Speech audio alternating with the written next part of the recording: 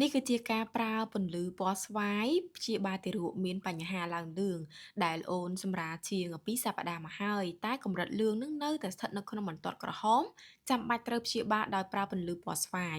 នៅក្នុងវីដេអូនេះខ្ញុំនឹងបង្ហាញម៉ាក់ៗពីបញ្ហាលឿងនៅលើទារកដែលទើបតែនឹងកើតតើលឿងបែបណាធម្មតាហើយលឿងបែបណាទៅគ្រោះថ្នាក់ដល់កូន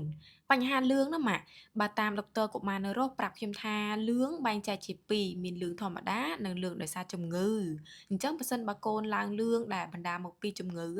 កូនអាចនឹងលឿងខ្លាំងហើយលឿនតាំងពីកើតមកភ្លាមតែម្ដងហើយកម្រិតលឿងរបស់កូននឹងទៀតសោតគឺឡើងខ្ពស់ខ្លាំងជាសញ្ញាគ្រោះថ្នាក់បំផុតព្រោះពេលដែលជាតិលឿងឡើងលឿងខ្ពស់ឈានដល់កម្រិតមួយខ្លាំង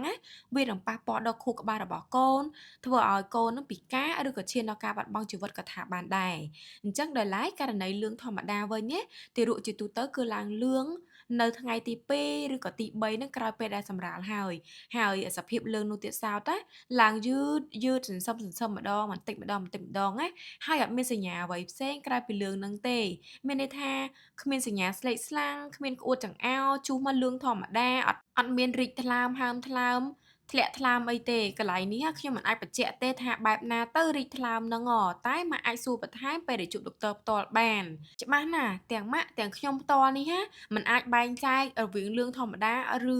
លឿងជំងឺនឹងទេព្រោះយើងមិនមែនជាពេទ្យណា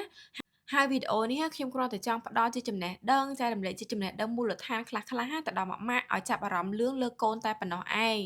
រឿងម៉ាក់គួរធ្វើទី1គឺម៉ាក់ពុំគួរខកខានរំលងយកកូនមកឆែកសុខភាពក្រោយសម្រាលនោះទេហើយបើនិយាយពីគ្រប់ទារកទាំងអស់ដែលសម្រាលនៅរស់ដុកទ័រកុមារយើងនឹងណាត់ម៉ាក់យកអូនមកឆែកសុខភាពក្រោយសម្រាល14ថ្ងៃ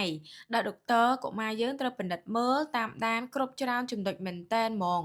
រាប់តាំងពីរាងកាយការលូតលាស់ទូទៅនិងការបើកជាដើមហើយនៅក្នុងហ្នឹងក៏តាមដានជាតិលឿងលើទារកផងដែរទី2ករណីម៉ាក់សម្គាល់ឃើញកូនលឿងខ្លាំងខុសធម្មតាខុសប្រក្រតីហ្មងណាឬសង្ស័យអត់អស់ចិត្តក៏ដោយ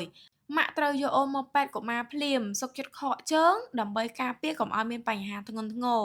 ម៉ាក់ដែលទៅតែសម្រាលថ្មីឬក៏គៀកសម្រាលចង់នាំកូនតូចមកឆែកសុខភាពក្រោយសម្រាលនាងខ្ញុំពិតជាលើកទឹកចិត្តមែនតែនព្រោះការឆែកសុខភាពក្រោយសម្រាលជួយម៉ាក់ច្រើនណាស់និងកូនរបស់ម៉ាក់ថែមទៀតក៏ដឹងច្បាស់ពីបញ្ហាសុខភាពរបស់កូននិងការថែទាំកូននៅពេលដែលម៉ាក់ត្រឡប់ទៅផ្ទះវិញផងដែររស់មានទីតាំងនៅភ្នំពេញណាម៉ាក់មានសាខាចម្ការម៉ូនៅជិតដំបងមូលផ្សារដើមកៅហើយនិងសាខាសែនសុខនៅក្នុងផ្សារអន2ជាប់ផ្ទាល់ដីតែម្ដងហើយម៉ាក់អាចអញ្ជើញសាខាមួយណាក៏បានដែរដែលជិតផ្ទះម៉ាក់ជាងគេណាអរគុណ